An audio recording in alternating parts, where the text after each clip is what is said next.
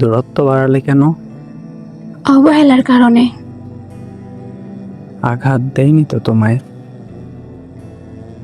একবারে না, কিন্তু তিলে তিলে মেরেছ।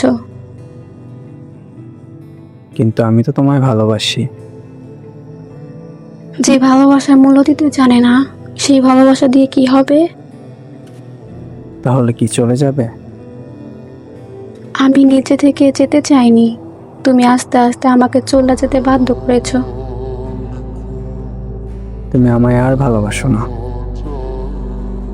ভালো যদি নাই বাসতাম, তাহলে এত অবহেলা, এত কষ্ট, এত রাতের কান্না সহ্য করে পড়ে থাকতাম না। তাহলে এমন কেন করতেছো? কারণ তুমি কখনো বোঝার চেষ্টা করনি, আর বুঝলেও গুরুত্ব দাওনি।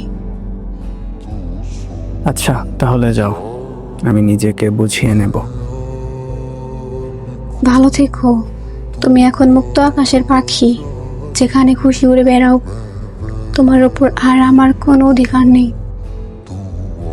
তাহলে সত্যিই ভুলে যাবে আমায়?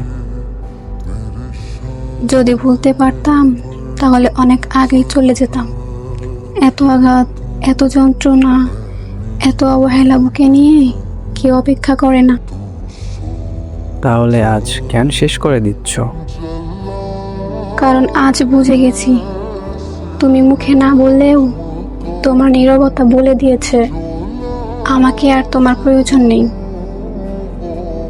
মুখে কোনোদিন বলছিলাম? কিছু ছেলেরা এমনই হয়, যতদিন তাদের ইচ্ছেগুলো পূরণ হয়। কি বলতে চাচ্ছ তুমি? তোমরা কিছু ছেলেরা যতদিন যত্ন পায়, আদর পায়, গুরুত্ব পায়, নিজের মতো করে সব কিছু পায়, ততদিন মানুষটার খোঁজ রাখে। আর যখন পাওয়ার মতো কোনো কিছু বাকি থাকে না, তখন ধীরে ধীরে দূরত্ব বাড়ায়।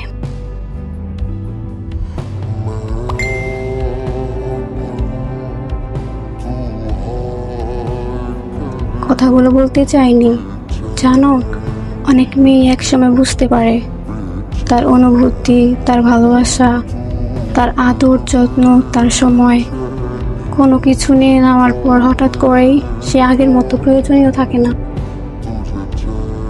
থাক, অনেক হয়েছে, আর বলতে হবে না। ভালো থেকো।